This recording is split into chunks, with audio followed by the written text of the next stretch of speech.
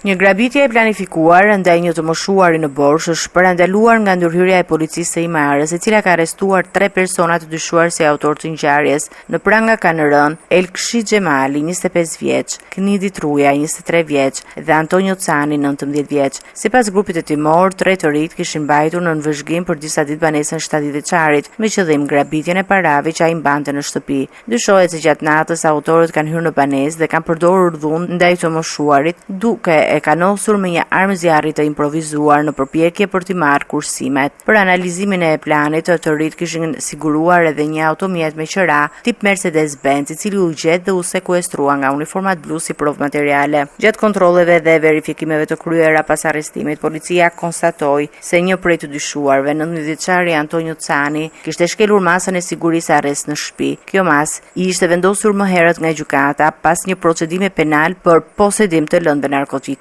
Materialet hetimore janë referuar prokurisë për veprimet mëtejshme, ndërsa hetuesit vijojnë punën për zbardhjen e plotë të rrethanave dhe rolin e secilit prej të dyshuarve në tentativën e grabitjes.